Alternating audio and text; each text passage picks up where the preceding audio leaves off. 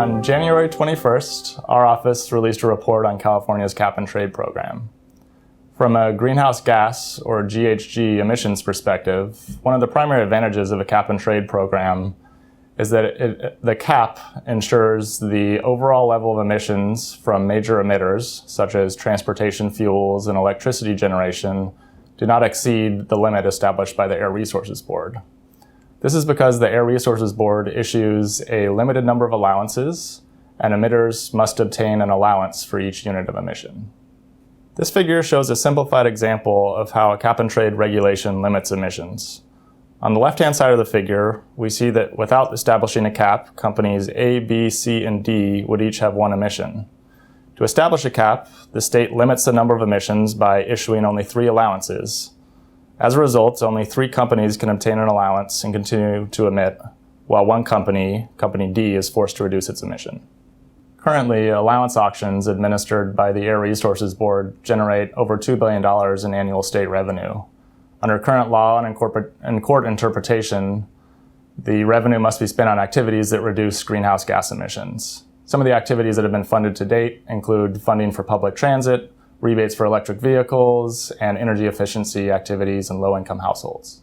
At first glance, subsidizing emission reduction activities would appear to encourage additional greenhouse gas emission reductions. However, spending auction revenue on GHG emission reduction activities interacts with the regulation in complicated and perhaps unexpected ways.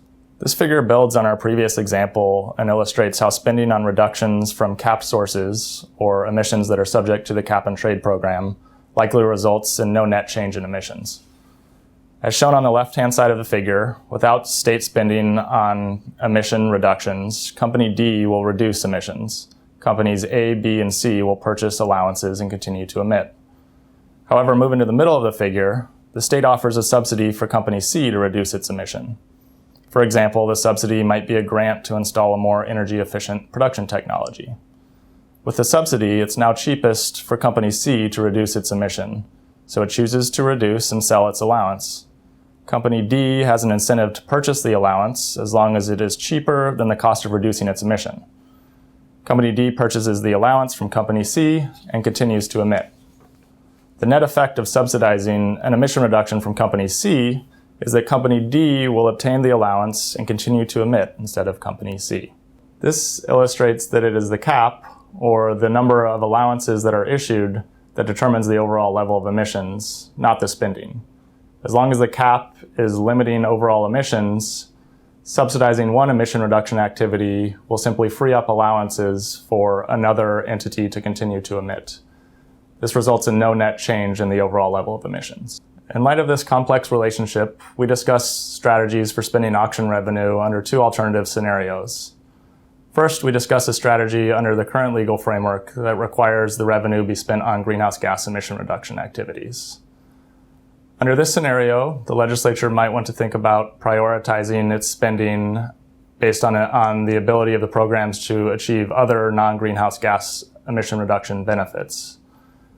The funds will still need to be targeted to activities that reduce greenhouse gas emissions, but the legislature might want to think about how those projects also achieve its other goals and priorities, such as reduced costs for low-income households or improved air quality benefits. To the extent additional greenhouse gas emission reductions are a priority, the legislature might want to focus its spending on emission reductions from sources that are not part of the cap and trade program, such as reducing refrigerant leakage that contributes to climate change.